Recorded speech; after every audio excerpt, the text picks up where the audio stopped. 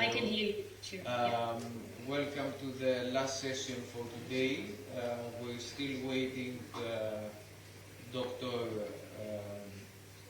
Salim and Dr. Sifa. Hopefully they will be with us very shortly. But we shouldn't, because we're really tight, we would very much like to have you here with us in physical presence, but we'll manage with Zoom as well. So we'll start. We need to give the room until 7, so we will have to start as quickly as possible. I suggest that we start from Dr. Pellissier, if I don't pronounce your surname correctly. And the theme of the paper is the role of ICC and ICJ in the conflict. So you will have 15 minutes, let's say until 5:45 Athens time, Thessaloniki time. So the floor is yours. We're waiting to hear the presentation. Thank you so much. So the title of the paper actually slightly changed, but it's overall the same topic. So the title, the final one, is Two Courts, One Justice, International Accountability System in the Context of Genocide Prevention and Punishment in the Gaza Strip. So mass crimes prevention and punishment are a timely and crucial question, with the global attention increasingly focused on the effectiveness of international courts. On this international crimes question, there are currently two permanent international courts, the International Criminal Court, ICC, and the International Court of Justice, ICJ. This leads to two levels of international accountability, the state level, ICJ's jurisdiction, and the individual level, ICC's jurisdiction. So in the case of genocide, it is possible to engage the international responsibility of a state before the ICJ, Convention on Genocide, and it is also possible to hold an individual internationally criminally responsible before the ICC, so it's the Rome Statute. So as a result, these two courts sometimes address very similar contextual issues, such as what's happening now in Gaza. However, they also can reach very different outcomes, the late example being, once again, what's happening in Gaza. So more specifically, in March 2024, the ICC took provisional measures to prevent a potential genocide in the Gaza Strip. So it's the ongoing case of Africa versus Israel. By contrast, in May 2024, the ICC's prosecutor decided to prosecute Israeli leaders only for suspecting war crimes and crimes against humanity. So right now, what we have is one ongoing case about genocide before the ICJ and two ongoing cases for war crimes and crimes against humanity before the ICC. It must be said that this is not the first time that we see this type of gap. It's actually happened for the first time in 2019 in the context of the Rohingya crisis in Myanmar, because in this context, the ICJ also ordered provisional measures, while the prosecutor of the ICC decided to focus on crimes against humanity, but not genocide. What makes the situation trickier in a way is that the two courts do agree on the definition of genocide, at least they agree on the main elements, and they have previously simultaneously recognized cases of genocide. The most famous example is the Bosnian War, and this is a really important one because if you look at the scholarship, there is this idea that in the 90s, so during the Bosnian War and more broadly, what we call the 90s tribunal, so the tribunal for Rwanda and the tribunal for ex-Yugoslavia, the courts were actually working together in a way, especially on the question of genocide. So genocide used to be a question scholars would look at and say, oh, there is actually a strong integration of the international courts on this question.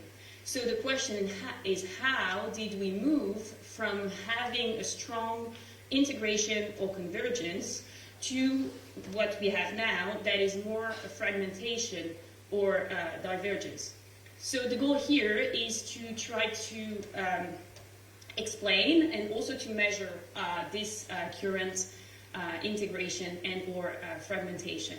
So first part, measuring the variations between the ICC and the ICJ, I was actually curious before giving explanation to actually measure what we're talking about.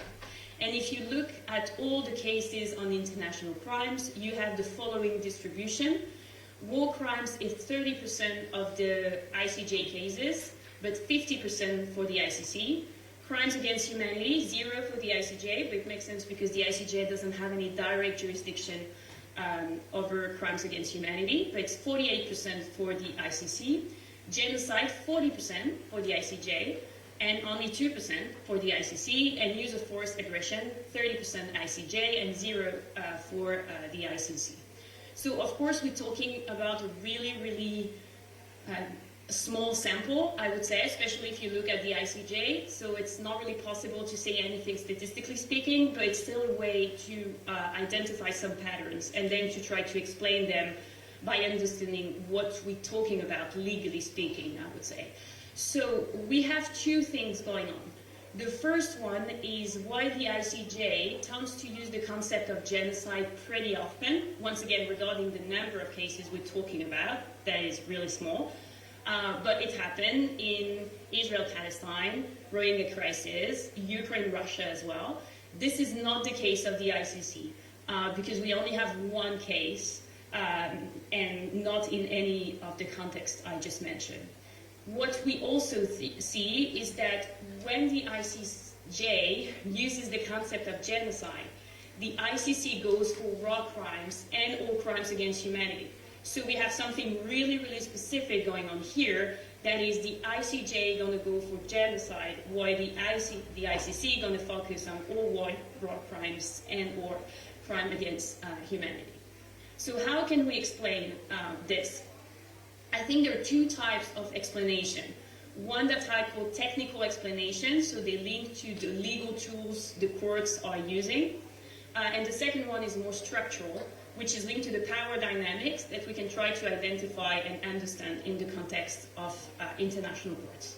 So jurisdiction, there is a principle that you can apply both in the international context and the national context, is that the more limited a court's jurisdiction, the more willing it is to make extensive interpretations. Conversely, in the case of an extended or broad jurisdiction, the court will limit itself to a much stricter interpretation.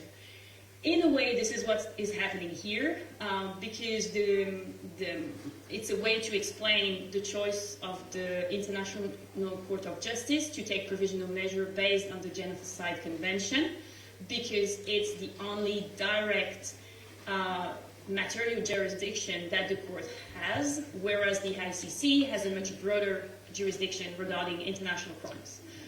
In addition, in the case of the ICJ, we also have the specific process of the ICJ. That is, if we're talking about contentious jurisdiction, the court is always limited to the cases between states, which limit the scope of the court's intervention. This first element leads to the second one, that is proceeding and the question of the burden of proof.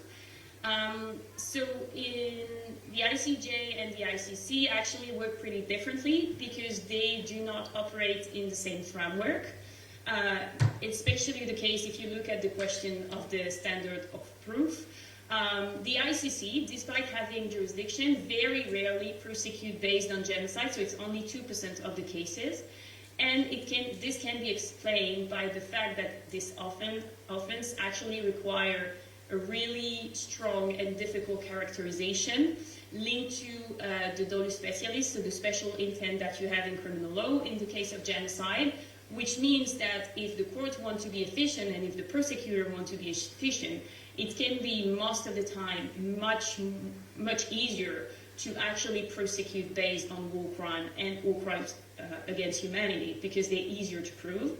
But this idea needs also to be linked with the question of prevention versus punishment in the case of the Genocide Convention, because each time the ICJ went for potential genocide, it was a potential genocide. So we're talking about a risk, and legally speaking, a risk is easier to prove than an actual genocide.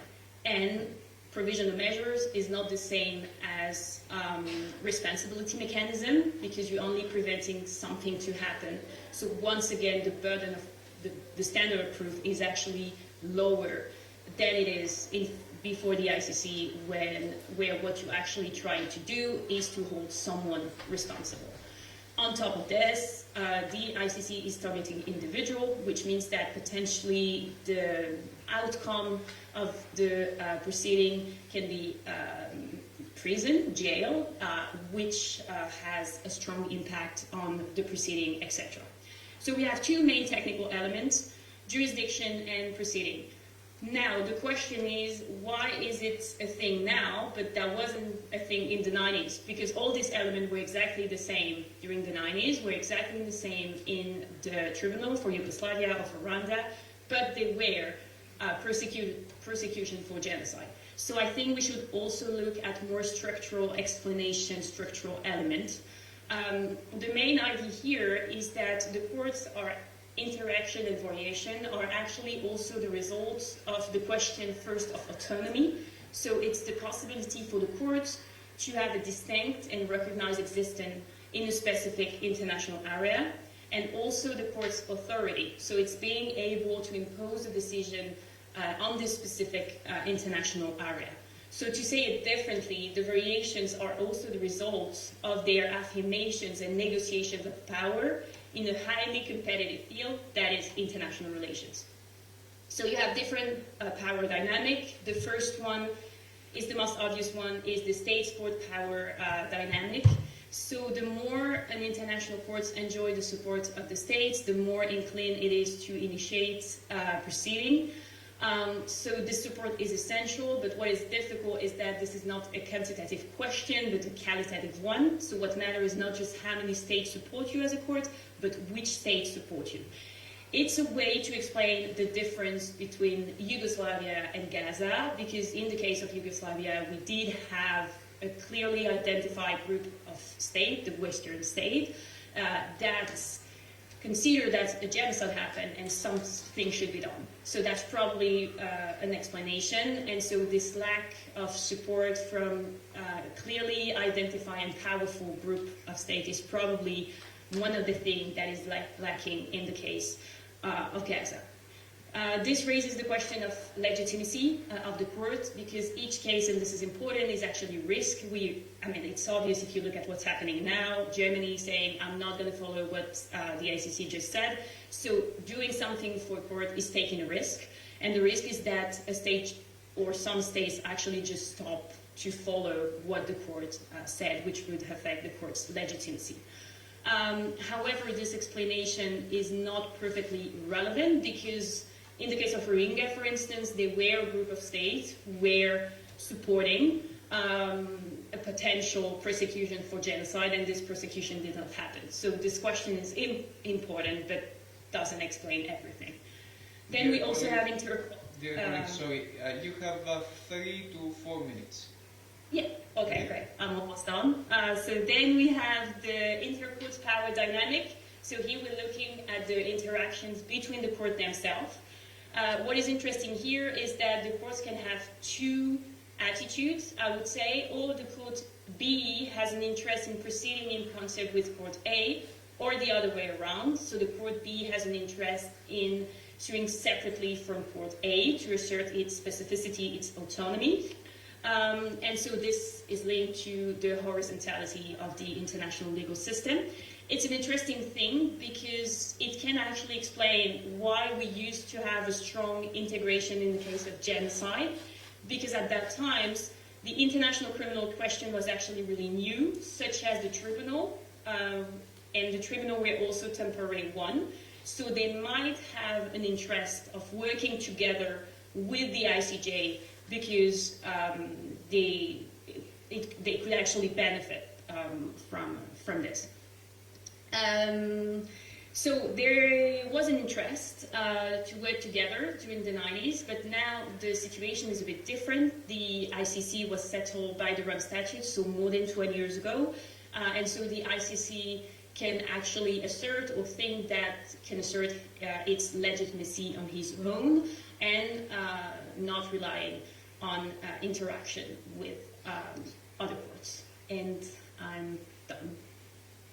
Thank you very much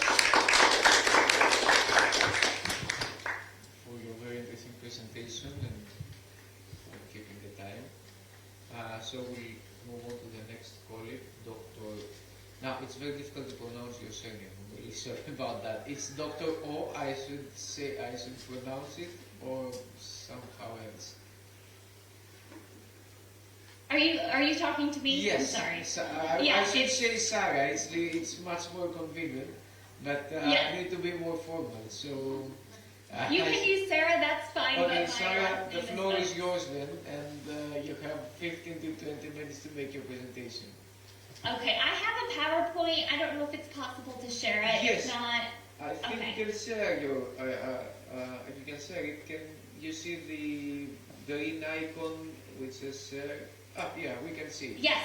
Okay, let me see if I can get this correct. Is that working? You can see it and everything? It's great, yes. Perfect. Okay. Well, thank you, first of all, so much for having me. I wish I was there in Greece, but greetings from North Carolina in the United States. So my presentation is going to look a little bit at the Gaza conflict a little bit differently than the previous presentation. Rather than looking purely at international courts and the possibility for international courts to step in and render accountability for the crimes committed in this conflict, I'm looking at it more from the approach of domestic or national courts. Before I get into what universal jurisdiction is and how it may enable national courts to prosecute the crimes in Gaza, I want to give a bit of a brief overview of the different streams or alternative mechanisms that can be used in international criminal justice to hold individuals accountable for international crimes and the jurisdiction that applies to each stream. So the first stream or avenue is national courts. And national courts have broad power to prosecute crimes committed in international conflicts, so long as the conduct either takes place on the nation's territory or is conducted by a national of that nation or is conducted against a national of that nation. In addition, we have this, these mechanisms known as ad hoc or hybrid courts. And Dr. Policier touched on this a little bit with the International Criminal Tribunals in the former Yugoslavia and the International Criminal Tribunal for Rwanda. Those are the two ad hoc courts. And with both the ad hoc and the hybrids are generally created as needed. They're created following a conflict and they're designed to prosecute purely the crimes within that conflict. The ICTR for Rwanda and the ICTY for the former Yugoslavia were both ad hocs, and they were both created by the United Nations Security Council. Hybrid courts are slightly different in that they're more of a collaborative joint venture between national efforts and international efforts, and they combine domestic and international law, funding, staffing, and support. The jurisdiction for these institutions are determined by the statutes or the legislation that govern them. And like I said before, the jurisdiction is generally limited only to the conflict at issue. And then finally, we have the ICC, the Permanent International Court created to prosecute the crimes of most serious concern to the international community. Since it was established in 2003, it has earned 124 states parties who have signed on to the ICC's jurisdiction. However, this jurisdiction is severely limited. It's limited both in the types of crimes it's allowed to prosecute, so crimes against humanity, war crimes, the crime of aggression, and genocide are the only 4 categories of crimes within the court's jurisdiction. It's also limited in its kind of geographical reach. So the ICC can only has jurisdiction over crimes that are committed on the territory of a state party or by a national of a state party. So this means that because of the limited nature of the jurisdiction of ad hoc and hybrid courts and the ICC, the preference is really for national courts to prosecute and investigate crimes. Really, international courts are only supposed to step in as courts of last resort when domestic courts are either unable or unwilling to prosecute. So how does that fit in with Gaza? Well, when it comes to national courts, from my research, it doesn't appear that there have been any type of domestic prosecutions by either Israeli or Palestinian courts to date for the crimes committed on or after October 7th. In addition, there's really no discussion about an ad hoc or a hybrid court for this conflict because there just isn't the domestic support, either from Israel or the UN Security Council. I mean, as we have seen in past votes, the US would certainly step in to veto the creation, a vote to create an ad hoc tribunal. This brings us to the ICC. As many of us are probably aware, the ICC has determined that it has jurisdiction over what it calls the situation in Palestine, which specifically extends to crimes that have been committed since June 2014, and the ICC has clarified that this jurisdiction specifically extends to October 7th, the crimes on October 7th, and onwards, and encompasses crimes both by Hamas and Israel. And of course, last week we had the issuance of arrest warrants for both Netanyahu and the former Minister of Defense, Yoav Gallant, for war crimes and crimes against humanity, including murder, persecution, and starvation. This is great news for international justice, but unfortunately, to be a bit of a pessimist, the ICC is going to face significant hurdles in exacting or executing these arrest warrants and achieving justice. So, for those of you who don't know, in the 20 plus years that the ICC has been operational, it's only achieved a total of 5 substantive convictions. It had limited power to arrest defendants, so the ICC doesn't have a police force, so it relies purely on its state members, or state parties, to carry out its arrests of individuals. And many nations, or several nations, especially the US, Israel, and Germany, have already come out and said that they are not accepting the ICC's jurisdiction and will basically take action should the ICC attempt to facilitate the arrest of Netanyahu and Gallant. So that really brings us to an alternative to the international criminal jurisdictions that I've previously discussed that may give us at least an option for how to hold individuals accountable, criminally accountable for Gaza crimes. And this is the principle of jurisdiction. This principle states that a nation may prosecute individuals for the most serious of international crimes, even when they do not have any jurisdictional nexus to the crime itself. Universal jurisdiction is a principle of customary international law. It's also codified in various well-known treaties like the Geneva Conventions. I talked about earlier about how domestic courts have jurisdiction to prosecute crimes committed on their territory or by or against their nationals. The principle of universal jurisdiction expands upon this. It allows any nation to prosecute the worst crimes, things like genocide, crimes against humanity, war crimes, and torture, even if that nation does not have any connection to where the crimes took place or the perpetrators who committed them. This principle of universal jurisdiction furthers the policy that because the perpetrators of these worst crimes are, quote, enemies of all mankind, and, end quote, any nation should have the authority to hold them accountable. So like with the ICC, this is really intended as a last resort, really only when all of the other alternatives have been exhausted.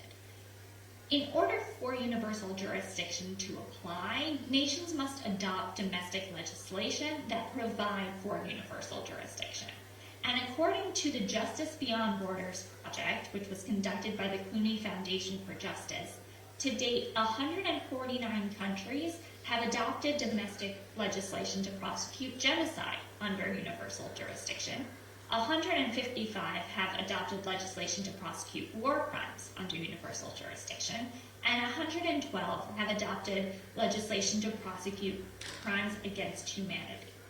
All of these types of legislation look very different from nation to nation. They use slightly different definitions of the crimes. Some require that the defendant be physically present in the nation in order for universal jurisdiction to apply. Others allow for extradition of that defendant to prosecute under universal jurisdiction. And while we all may not be kind of super familiar with the ins and outs of universal jurisdiction, there is one case that's pretty famous for a nation's exercise of this principle, and that's the Israeli case, ironically enough, against Adolf Eichmann. So this was conducted in Israel in 1961 against Eichmann, who was a German SS official and very instrumental in carrying out Hitler's final solution during the Holocaust. Eichmann was not an Israeli citizen. His crimes weren't committed in Israel, and his crimes weren't. And while his crimes were against Jews, they clearly weren't against Israelis because the nation of Israel had yet to be established at the time of the commission of the crimes. So Israel based its jurisdiction on universal jurisdiction, which it had implemented in its domestic law. Eichmann was arrested in Argentina and extradited to Israel. He was then tried by Israeli courts. He was convicted of crimes against humanity, war crimes, and crimes against the Jewish people, which is essentially the same definition as genocide today. And he was sentenced to death by hanging. Another more recent case, which has been pretty influential in the field of universal jurisdiction, is the Anwar R case that was conducted by a German court in 2022 against a Syrian national and a former intelligence officer for the Syrian government. He was responsible for overseeing the torture of over 4,000 detainees, and he was convicted by the German courts of crimes against humanity, murder, torture, and sexual assaults, all of which have been incorporated into German domestic law, and he was sentenced to life in prison in Germany. At the time, it represented the prosecution of the most senior official in the Syrian government for crimes committed during the Syrian war. And despite these cases and the 150 plus nations that have adopted universal jurisdiction legislation, the practice of universal jurisdiction is still pretty exceptional. According to Trial International, at the end of 2023, only 13 nations had open universal jurisdiction cases, the vast majority of which were France, Argentina, Sweden, and Germany. There are a few reasons for this. The first is, of course, there are hurdles, evidentiary hurdles, that a nation will face in investigating and prosecuting these crimes, especially when crimes are committed in a nation like in Gaza that's still subject to a violent conflict, and again, like in Gaza, where government officials themselves have been involved in the crimes being investigated.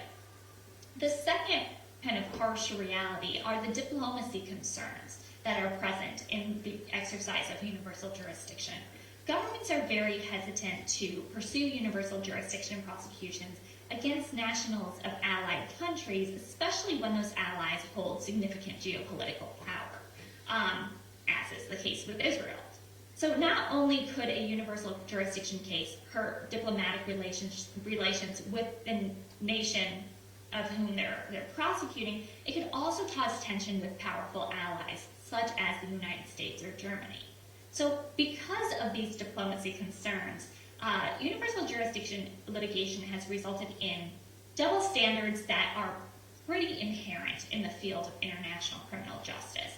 Like is unfortunately fairly common in this field, nationals from less powerful nations, often those located in the global south, find themselves more often than not to be the defendants in universal jurisdiction proceedings, while nationals of more powerful nations, like the US and like the Western world, generally evade justice under universal jurisdiction.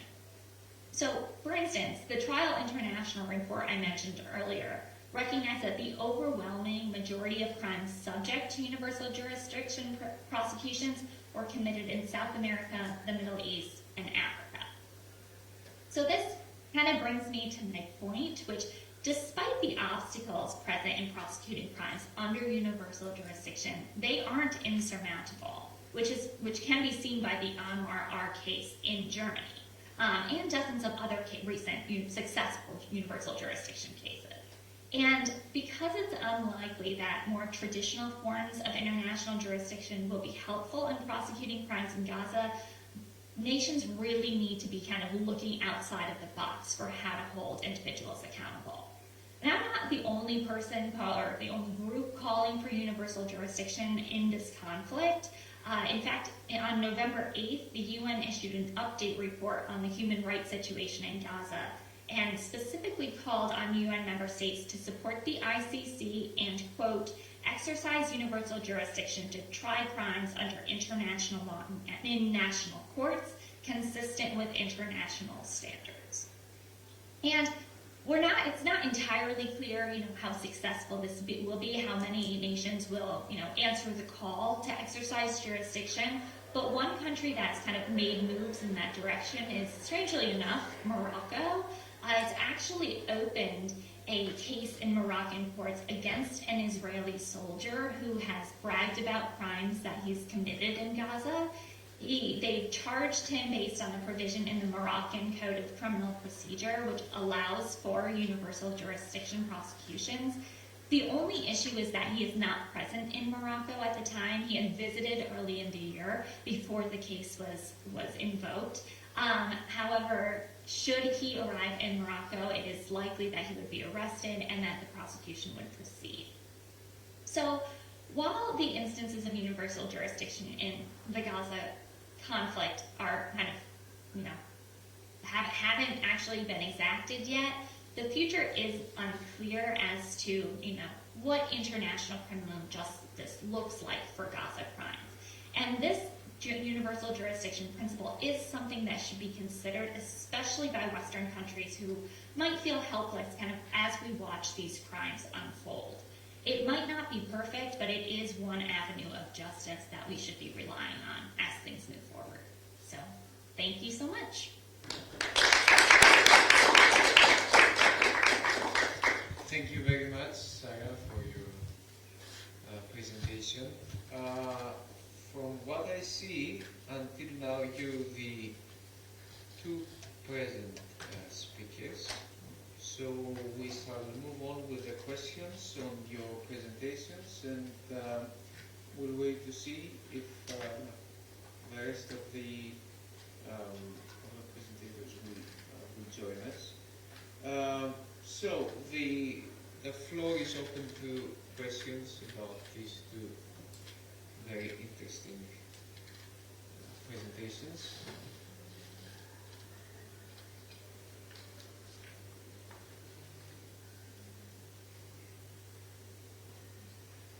I think we have.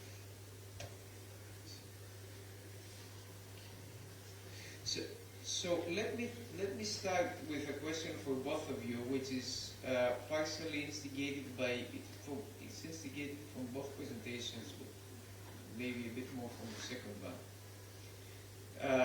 So let's assume that, because I perfectly share the notion of universal jurisdiction,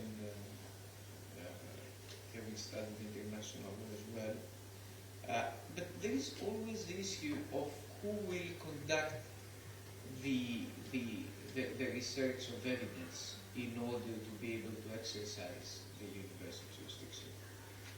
Which means that, for example, if Netanyahu takes the airplane and lands in France, there should be someone, a public prosecutor possibly. I'm talking about France because in the case of France, I read today that we have in the news that the official policy probably is going to be something like that. We respect ICC, but since Israel doesn't accept its jurisdiction, we cannot enforce its decisions upon Israeli officials. It seems that this will be what the French government and presidency will support. So, under the notion of universal jurisdiction, someone, probably a public prosecutor in France, should issue an order imposing some type of restriction on a foreign official, like Netanyahu in particular, so until evidence is gathered in order to identify if she or he will be able to press charges against him. So, do you think that, the question is for both of you, but of course the public authorities and states cannot be doing this for every foreign official who is involved possibly in a war arriving in their country, because that would be a completely chaotic situation. So in practice, do you think that this may be a way to implicitly recognize a universal jurisdiction of the ICC or of the ICJ, in the sense that even for states that do not wish to uphold their decisions, the fact that they have initiated a procedure under such a notion of universal jurisdiction could lead to a situation where indirectly the public judicial authorities will have to pay extra attention to some individuals who are possibly directly involved. And on top of that, how do you feel, again the question is for both of you, about such a reasoning as the one of France, which seems that it will be possibly the reasoning of other states as well, that we would like to uphold the implemented decision of international justice, in particular ICC, but since the individuals from this or that state, from Israel in particular, are not part of the treaty, they cannot be prosecuted. How do you feel legally and, let's say, partially politically about this? On the one hand, I can understand the criticism to that, I share it as well. On the other hand, someone could argue, isn't it too much to recognize such authority, such actually global authority to an international court? Yeah. Oh, Whoever sorry. wants to start, it's fine with me. I mean, Sarah or Clemens, whoever prefers to. It's okay, you can go first and yeah. Okay, thank you. Sorry. You're right.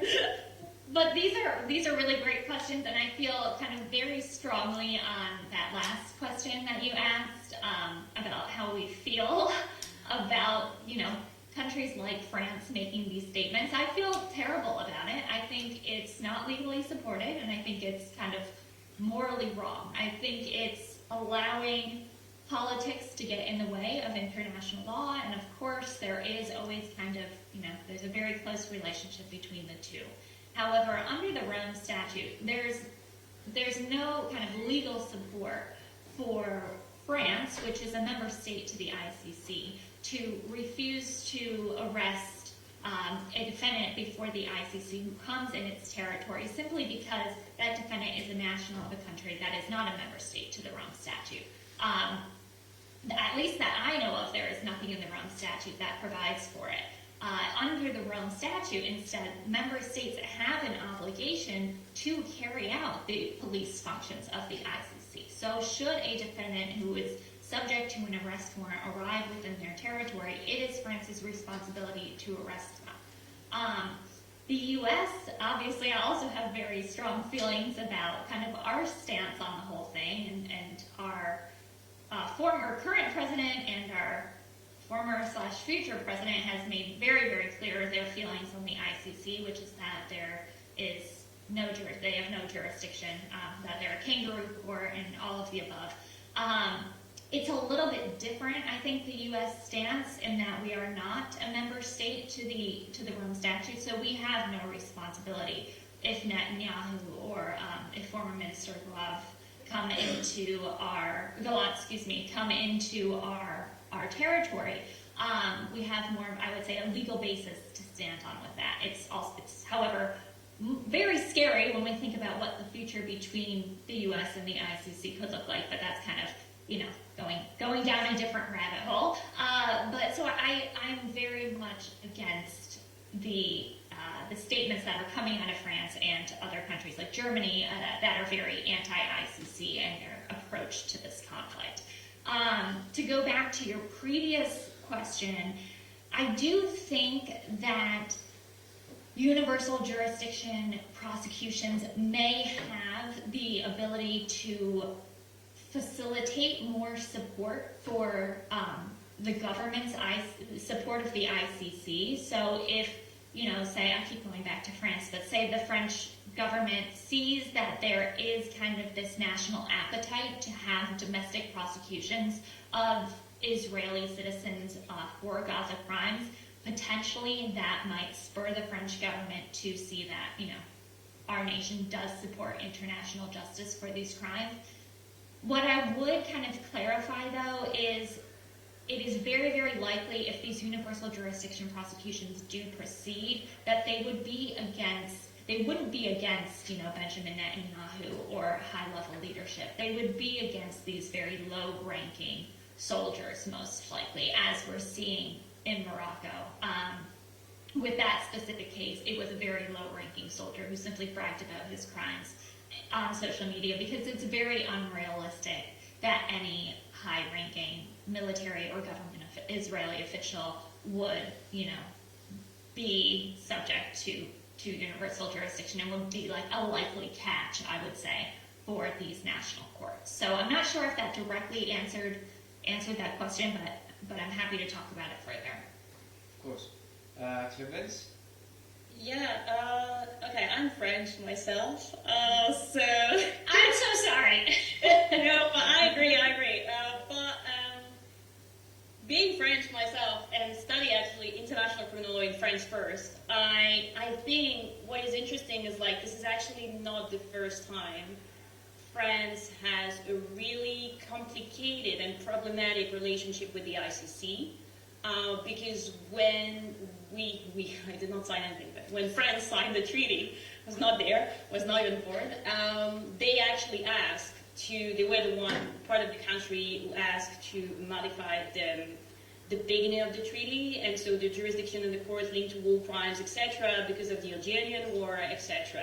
So what is interesting here is that France has always had a really problematic relationship with the ICC, different from the US, I would say, because they're French, so we still have to pretend that human rights is something we care about, I think. But so you have this really in-between thing. And I also think this is more a question of politics than of law, but the way France interact with Israel really, really changed the past 4 or 5 years, I would say. France used to have a really, really different position that was in Lebanon, for instance. France used to be really supportive of Lebanon.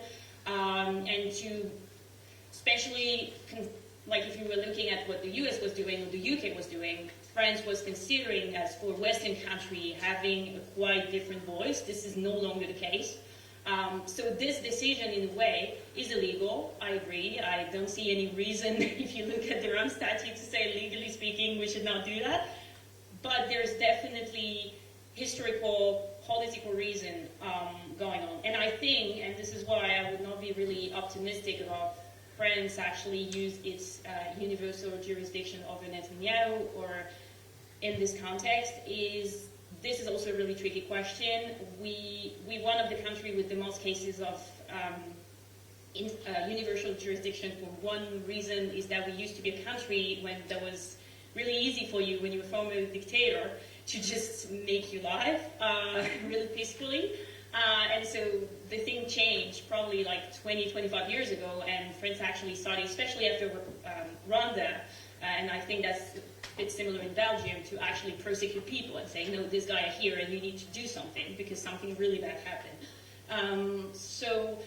And the question with universal jurisdiction, I would say, is I think it's a really good tool, but the problem is that it gives a lot of power to the state, because you go back to the domestic criminal proceeding, And at least in France, the country that I know regarding criminal law, you have what we call opportunité de poursuite, so prosecution opportunity. So basically, the prosecutor is the one at the end of the day who decides if there's going to be a prosecution or not. And you can just say, now there are other mechanisms if you're victim to push the case, kind of, but it's really difficult, especially when we talk about universal jurisdiction, because the victim are not even in France, so how can you push a case if you're not in the country?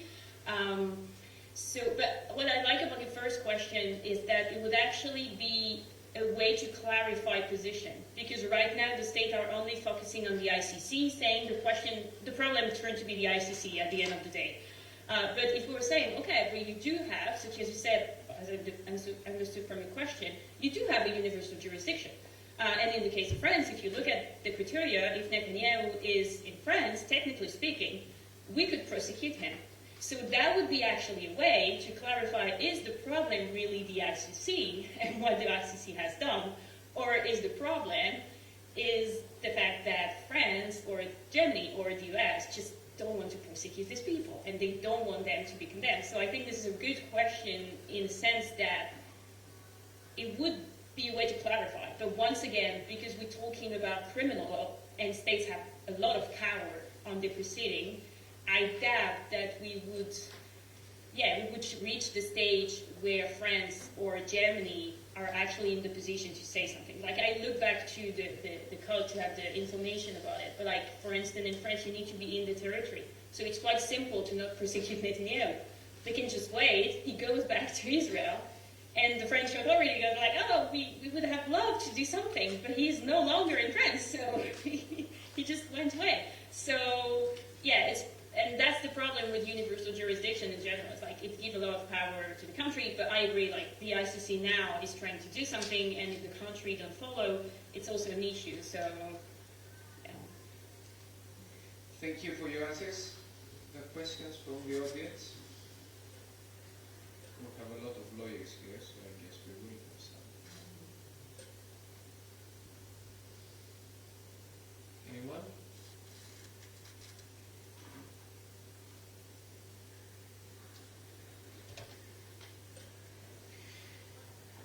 So, okay, so I'll say I thought as well, but mostly is to hear your view. So, I think that we're right now at the crossroads, right? In the sense that the criticism, and mostly, politically speaking, I think it was well-founded, was that the ICC was mainly targeting leaders, officers from Africa, what we would call the I don't like the term Western, East, anyway, not from the West. So, right now, although, Israel is obviously not West in the literal sense, but yeah, it is West, it is the outpost of the West and more precious for the US than several more Western countries otherwise speaking. So do you think that right now we're at a test that could define, maybe we're at a defining moment for the future of international justice? Because the way I see it, if an Israeli leader can get away from universal jurisdiction, ICC, whatever, whereas an officer of Syria or from another state will stand in trial, then obviously there is no, it may sound a bit dramatic, but I don't see the point of international judicial mechanisms, because we know very well that if a judicial system is profoundly a system of different approach to identical or similar situations, that means that there is no sense of justice, there is no sense of fairness, there is no substance in what we call international rule of law, and therefore less and less will be keen in aligning whatever international jurisdiction has to say. So I understand it's not a strictly speaking legal question, but it has some legal implications. Is it possible, what do you think about it? That if Netanyahu and Gallant get away with it, we will have to come up possibly with a different conception of international justice and rule of law, because, or you think we can continue maybe and, you know, do the best that we can with what we have? Clemens, I'll let you take this one if you'd like. I jumped in on it the last time. Okay. I think, in a way, this is the question of international criminal law. Like, it's the sum up of what. First, the question regarding international criminal law is, what are we trying to do? What's the goal? Is it peace? Probably not, because justice and peace can be really, really different. Like, Rwanda is a good example when they say, yeah, but we cannot prosecute everyone, we need to try other issues, etc. South Africa is also a good example, etc. If we say we're looking for justice, such as you say, what do we mean by justice? Is the people we can actually prosecute because they're from a country that are not that powerful, or is it everyone? If we try to prosecute everyone, can we afford, in a way, to fail? Because that's what's happening now. With I think what the prosecutor of the ICC is doing is actually really important. And I agree with you in the way that this is probably one of the first times that someone is actually looking at the Rome statute and saying, okay, now we have this statute, and I'm going to enforce it, because this is my job, and you're paying me to do so. But he is also taking a risk, because this is much more difficult to try to prosecute Vladimir Putin and Benjamin Netanyahu than to prosecute the people the ICC in a way used to do, that were from less powerful countries. So I think that's once again linked to the main question of international criminal law. But it's not just international criminal law. I remember reading something about the reaction of the countries at the UN Assembly about Ukraine, and when the West was actually shocked, saying what Russia did was linked to sovereignty, and sovereignty is one of the main principles of international law. Everyone agreed with that. And some scholar and some politician actually tried to understand these people. Were they not caring about sovereignty? No, that was not the answer. They were just like, well, when Iraq happened, no one talked about sovereignty at the UN General Assembly. The same with Libya. So they actually were, maybe this is what changed, but that was probably already the case during the Cold War, that most of the time, and that's actually turned into be a big issue, the West is using legal and moral concepts only to defend some really self-interest objective, and I think many countries are realizing this and are actually like, so now don't ask me to play the game you're not playing. And this is in a way what's happening now, and what also I think it's also a moral. Well, it's a really deep question, but I think the prosecution of Netanyahu is not just people defending their interest, it's also interrogating these people and their identity. And I think for many, many Western people and countries, they really think that they're the good guys, and their ideas, their moral, is the right one. And they used to be aligned with this international organization. And what is happening now is someone saying in a court recognized by this country that no, you actually can do something bad too, and there is part of your policy that are problematic. And I think you're right in saying Israel is a Western country, because I think many Western country position are, of course, they link to economic question, to geopolitical question, but they also projecting a lot of things on what Israel is doing and saying, oh, we actually the same type of people. So when you prosecute Israel, you're actually saying something about who we are as a country. And so I think this is why this is really difficult, because you have a confrontation between UIDs, what you're defending, human rights, punishment of crime, etc. And the way you want to define yourself as, once again, the good guy, to say is really simply. And so I think this is in a way the problem, and I think I'm going to finish with that. It's also back to the first thing I said, what is the point of international criminal law? Maybe this is this too. It's to say, okay, this is a global, international question. So sometimes it's not going to rely and it's not going to agree with what the country thinks they are, but saying who you are really, such as criminal law is in a way. If you, before court, it doesn't matter if you think you're a good guy. If you've done something shitty, you've done something shitty. And it's, in a way, what's happening. Okay, you think you're good. Okay, you think you have values, but look what you've done. And we're back to the main point. Why do we have international criminal law? Probably also for this really basic reason. There is what you think, there is what you define, there is how you define yourself, but there is also what you do. And this is what a criminal court is going to look at. What have you done? And then no matter how, once again, you define yourself, etc.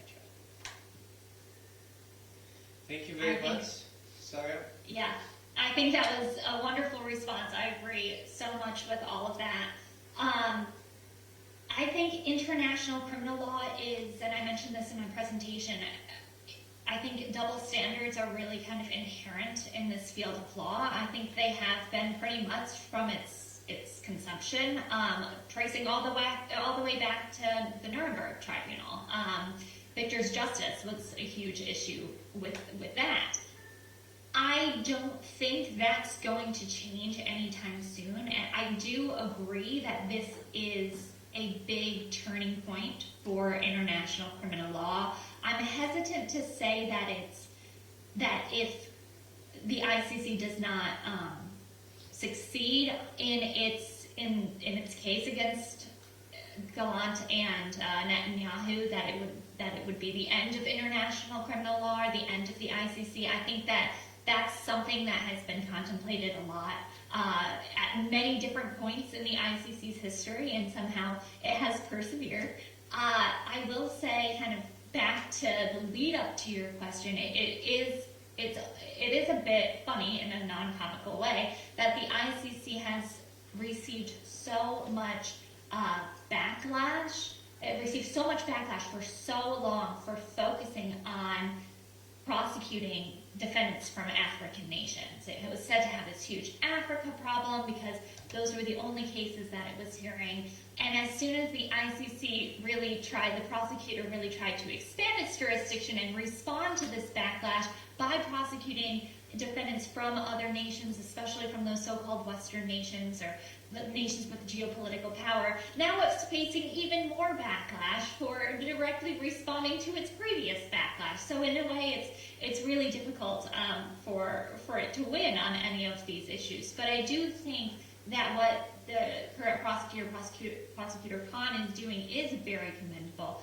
in seeking cases not only against Israeli heads of state, but against Russia, against the United States. I mean, and I think he's well aware of the controversy that this is going to cause and kind of the struggle that these countries are going to put up in response to the ICC. I mean, we've already seen the U.S. institute sanctions against the ICC. I have a very good feeling that that's going to be coming again, unfortunately, in the next few months.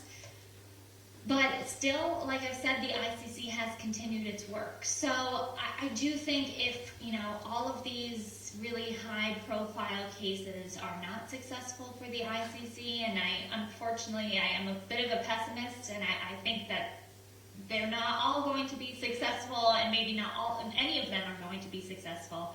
I do think that the ICC will still persevere. I think international criminal justice will still persevere, even if it continues to be a field that's plagued by these double standards.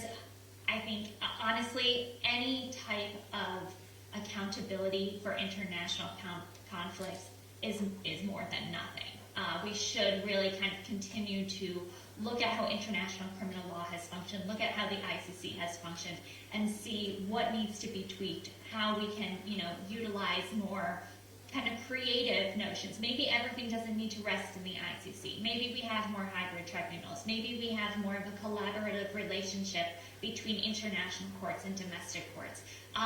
But I do think that there is still a pathway forward for international criminal justice.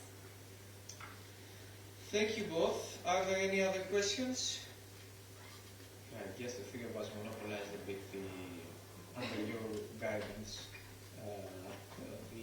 this session. Thank you both You gave wonderful presentations. We're very happy that we had you with us. And we would be even happier if you were here. Maybe in a future occasion, we'll try to bring you in Greece. So thank you very much. This was the last session for this day. At 7 we will have to give the room for another event. We'll see you all tomorrow hopefully, when the conference begins at 10:30 in Greece. Thank you, Clemens and Sarah. We'll be in touch for the proceedings of the conference and to see how international law and international justice goes. Thank you very much. Have a nice night in France. I think day in the US or Yeah. yeah. Okay. Nice day in the Yeah. US. Thank you so much. You're Thank you welcome. so much.